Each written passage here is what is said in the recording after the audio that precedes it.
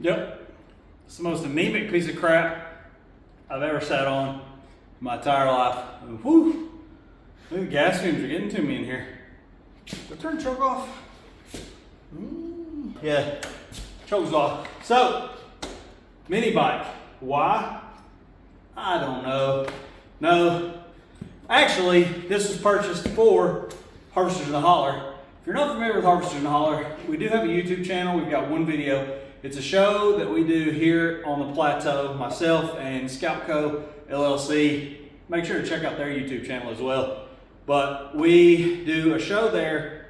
We do a show at Crabworks for once a year where we get a bunch of international scouts together and we have to walk a lot. So mini bike, means of transportation, seems reasonable. So, like I said, this thing's terrible. It's anemic. The governor's horrible. I think it's a quarter horse in. No, I don't really know quarter horse. Anyway, it's slow. We need to be faster. So this has a centrifugal style clutch directly on the shaft of the motor. We want to go faster, and not just a little faster. I want to go dangerously fast. I want this thing to do 50 miles an hour down the road. Whoa. So today we're going to start on this pig.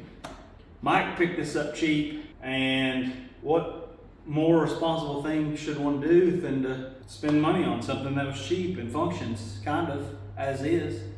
I mean, so Predator 212, okay. Should be a ton more power than what we currently have. I'm gonna take the governor out of that. We have a torque converter style drive for it that basically goes to its CVT to CVT to chain. CVT out of the engine to a CVT to a chain.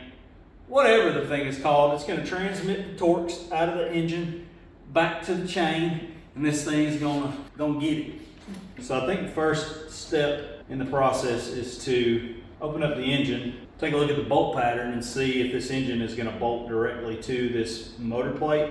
And I suspect with the drive style change, we're adding several inches of drive towards the back. I suspect that this stuff in this general vicinity is going to have to relocate itself back here. So we're probably going to end up stretching the chassis too. Yep, let's do it.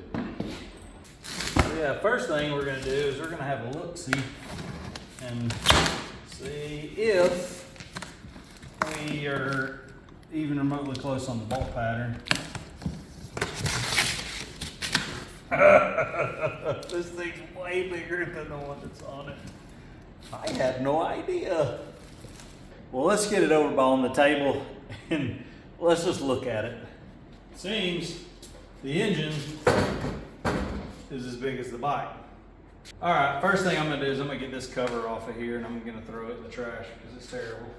Does anybody want to buy this thing before I tear it up? I mean, it's Northwest Turkey Federation, established in 1973. Like, this thing may be worth lots of money. I don't know, I may be ruining a classic. We don't care. I get so used to using power tools, when I use hand tools, it actually hurts my arm. I feel like an idiot using a wrench. I'm like, how do I even use this thing?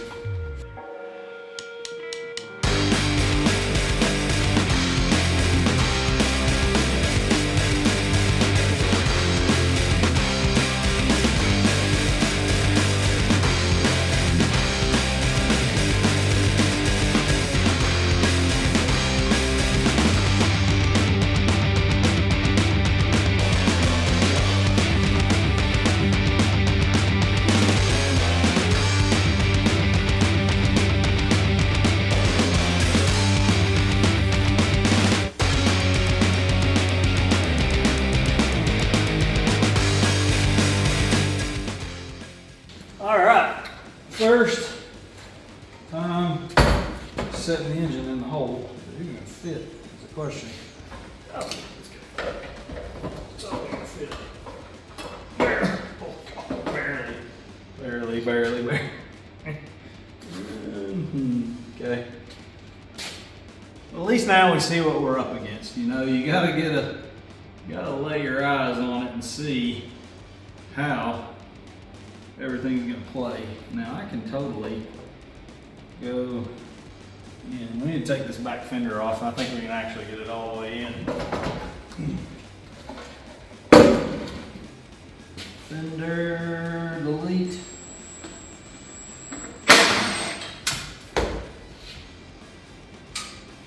It's all this plastic junk anyway, it's garbage.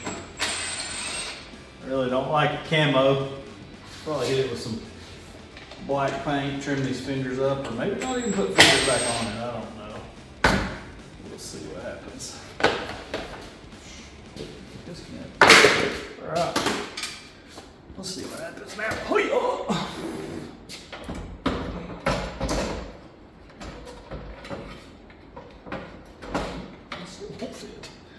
Oh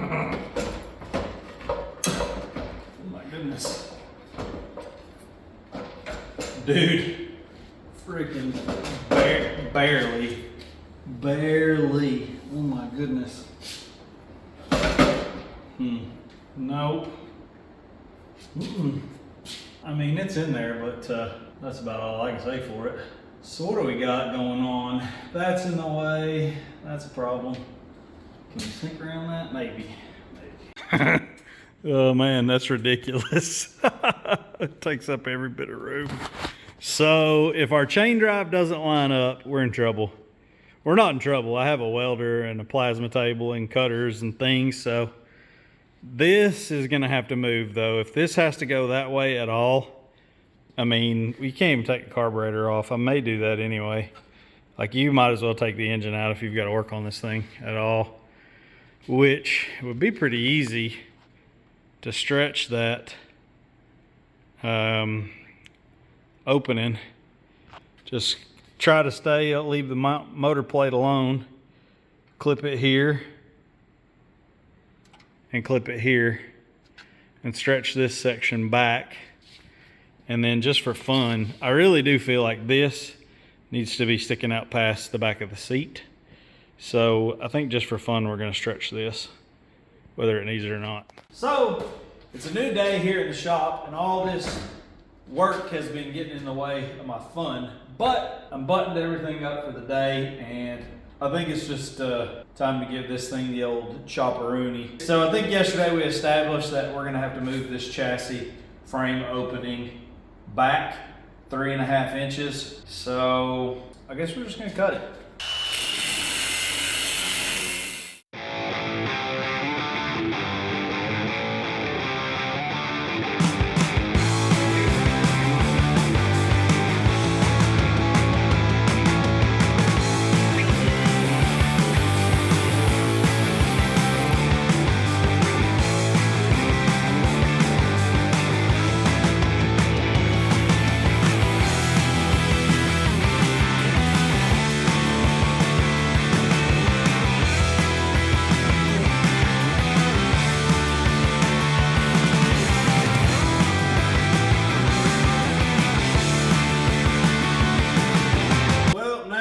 Thoroughly demolish this thing.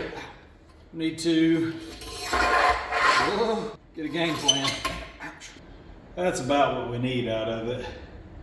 The only crappy thing is as this extends, the geometry changes, so it's gonna get tricky.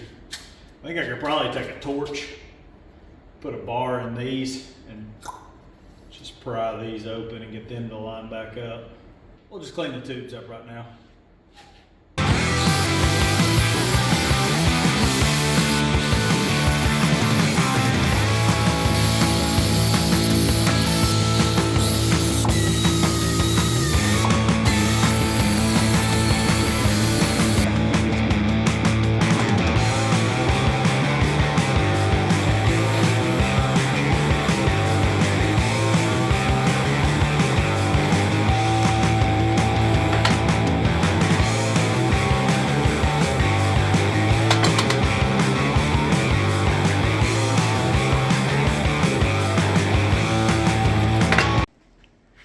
So it's a day later and I had a good think on it, and I did what you would imagine or think that I would do is I went to town and got some appropriate OD tubing. Now this is actually a little bit thicker wall, The tubing on this bike's odd. It's 7/8, and the only thing that I could find in a 7/8 OD is black iron pipe.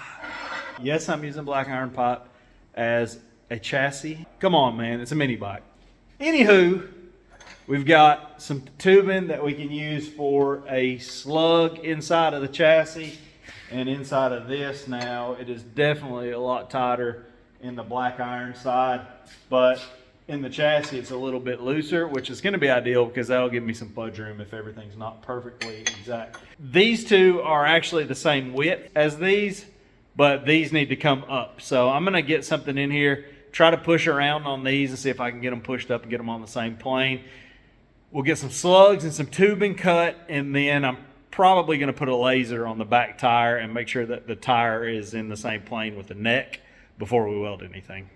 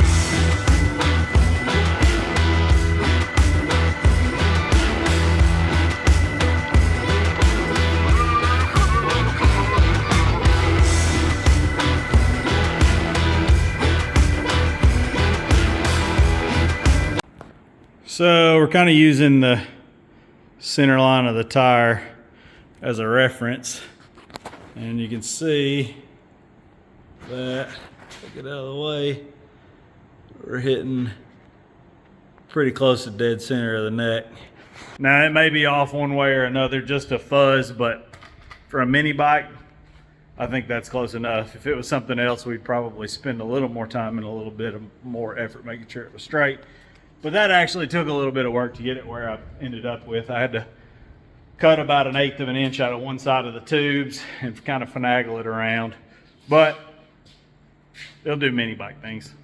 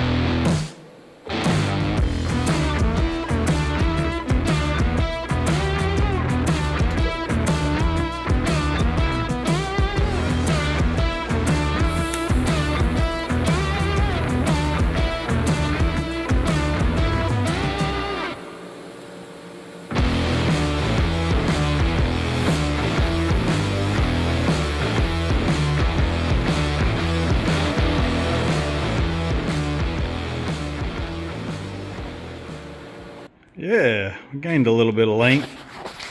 TIG welds. Meh.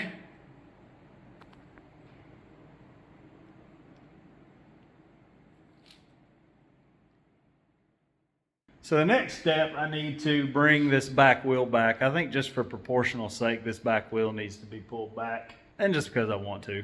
So initially I planned on hacking it off here and extending the tubing, but I think the easiest thing to do is going to be to draw up a bracket with this radius and make some 1/4 inch plate brackets to push the wheel mount back to just back behind this and gain a couple of inches. I'm going to clip this guy out, push it back forward. That way the seat's back in the factory location. So it should look like a stretched mini bike, which, well, you know, that's exactly what it is. So let's get into that.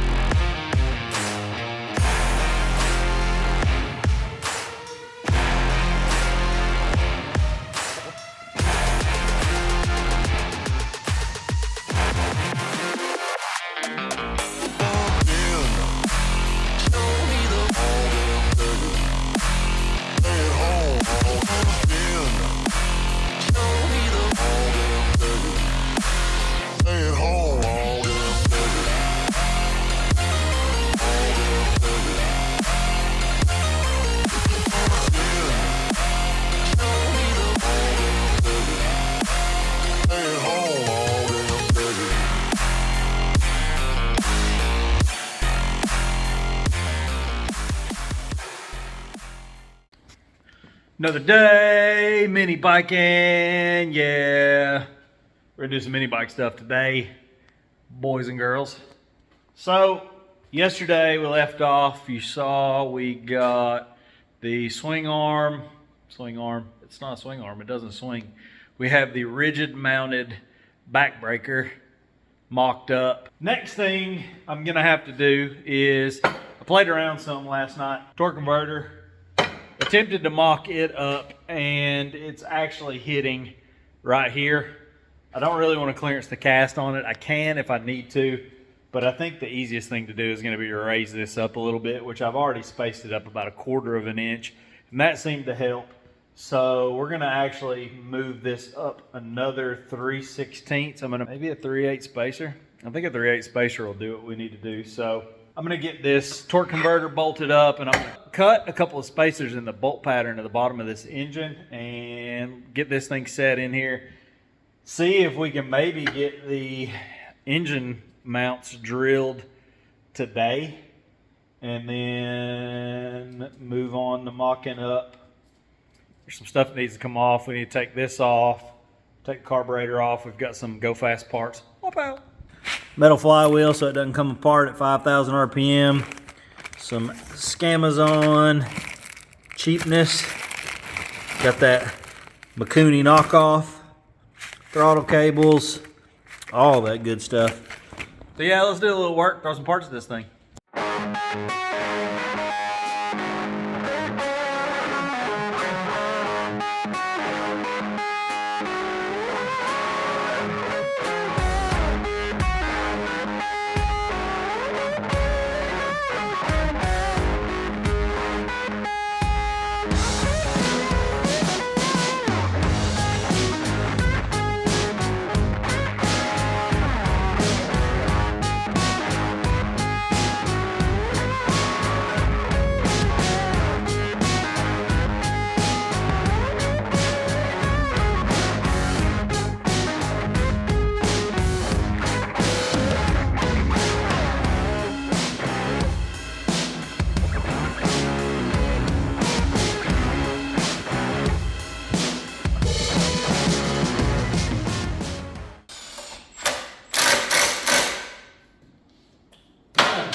So, where were we? Spacers. Let's try this. It looks like it's going to take a lot, man. That's a 1/2 inch.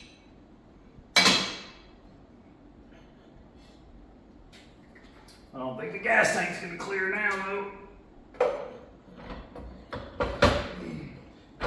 Oh, it's still maybe. Oh, you know what? I'm an idiot. Ouch. No. We're cutting that case. Dude, that's so close. Man. Oh, this sucks. So it's all up in its business.